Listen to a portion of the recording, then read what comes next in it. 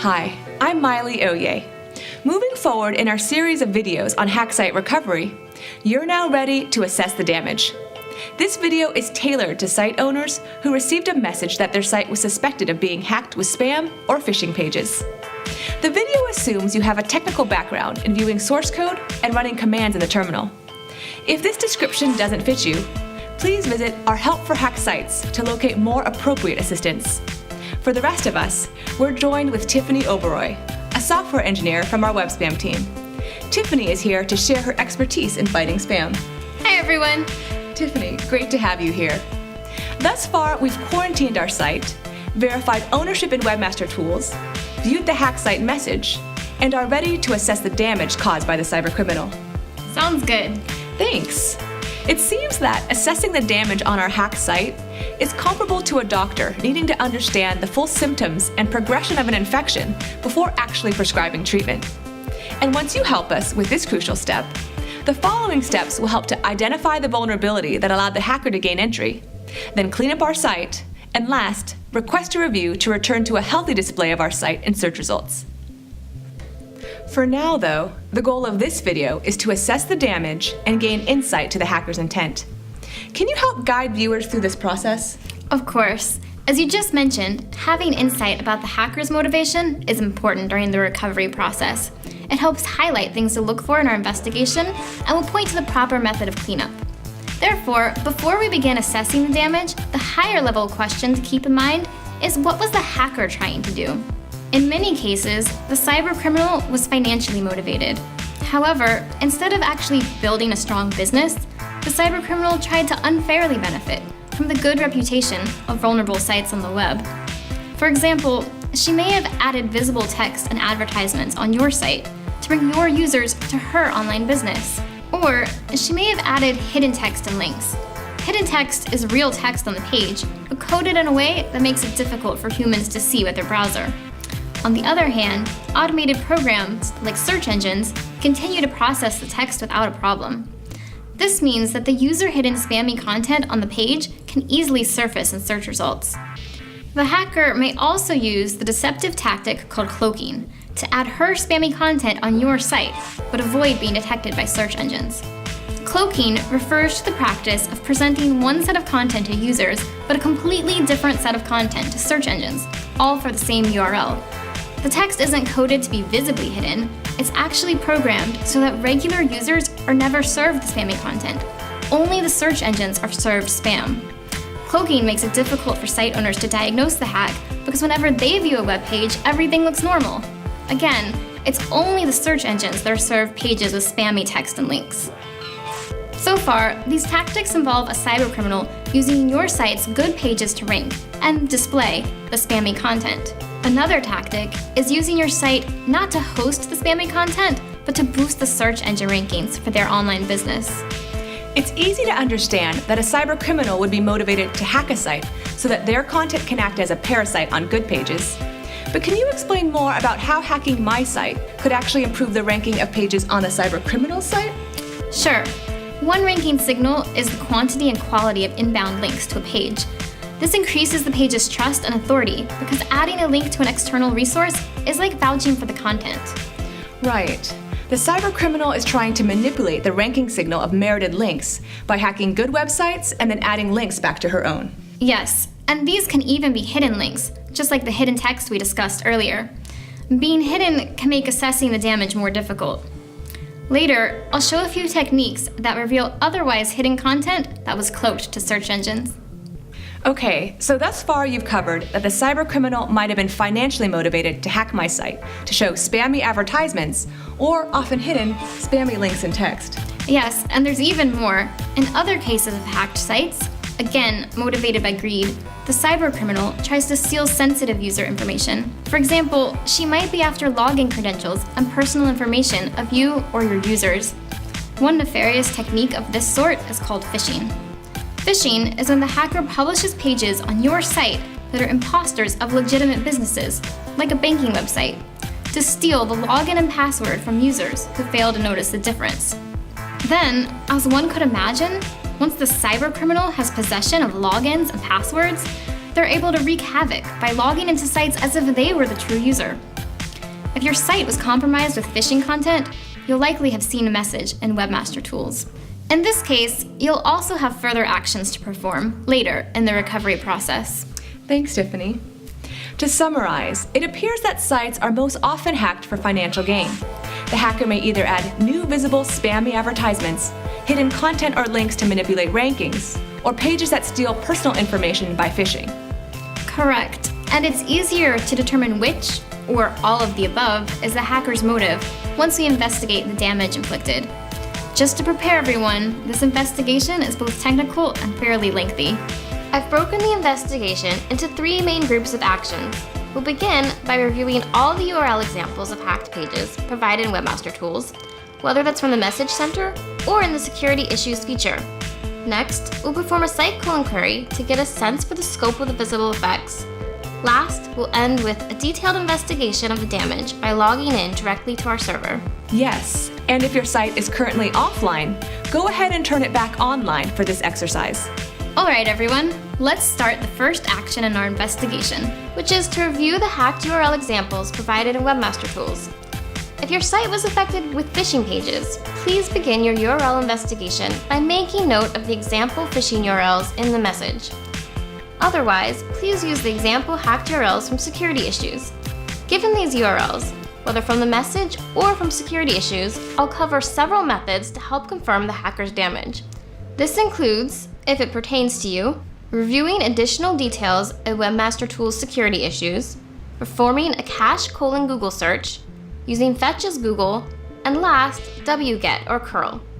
This is a significant amount of work, but by confirming the damage now, we'll have an easier time with the in-depth investigation we'll be performing later. Remember, for every URL on your site that you investigate, keep detailed notes of the URL and its damage, as this list will aid in cleanup. For those of you with sites that displayed example hacked URLs in Security Issues, our first task is to check out the details provided in this feature. If your hacked site shows no information within Security Issues, for example, if it was hacked for phishing purposes, please stay with us for a minute as we review this feature for the other viewers. In Security Issues, we can start with the first listed category of hacked URLs, such as code injection or content injection. Afterward, continue this process with any remaining hacked categories until all URL samples are exhausted. Within each category, there may be example URLs of hacked pages that were affected in the same manner by the cybercriminal. Once you're able to diagnose the issue on the first URL, it's likely the remaining pages within the category will be similarly affected. Security Issues also lists the date the hack was detected for the page. You can click for more details on this category. By viewing more details, you'll notice a very useful link to the Help Center article about this category of hack. There are possibly additional hacked sample URLs, snippets of content inserted on the hacked page by the cybercriminal, as well as a direct link to the Fetch as Google feature. I'll cover more on that feature in just a moment. Using the information within Security Issues to understand more about each of the hacked URL examples is a helpful first task when confirming the damage caused by the cybercriminal. For instance, you can verify the unwanted content or links that were inserted on your page. We'll show you how to safely investigate in the remainder of this video. Whether you begin with Security Issues or the URLs from the hacked message, let's say that the first URL you'd like to investigate is www.example.com/page.html. It may seem natural to want to see each of the example hacked pages in a browser, but we warn against doing so because the cybercriminal might have recently configured the page to distribute malware. This means just opening the page in your browser could damage your computer. Besides, viewing a hacked page in a browser often isn't that helpful during an investigation. This is because, as mentioned earlier, hackers may use the tactic of cloaking so that the hacked page would still look normal to you. To see the damage caused by the cybercriminal, the site owner often needs the ability to see what the search engine sees. Which brings us to the second technique to confirm the cybercriminal's damage. This is to perform a Google search for the cached version of a hacked URL. Cached version is a copy of a page that Google stores for possible display in search results. The cached version can help you see what the search engine saw. To view the cached version, type cache, then a colon, then the URL. There should be no spaces so that the query looks like one long word. I've done this with our first URL, cache://www.example.com/page.html. If Google has a cached version of the page, you might notice that the cached page shows the hacker's undesirable content. But if not, try clicking text only. What makes this a bit tricky is that in some cases of hacked sites, Google Search is able to restore some of your site's pages to the last clean version before the cybercriminal's damage.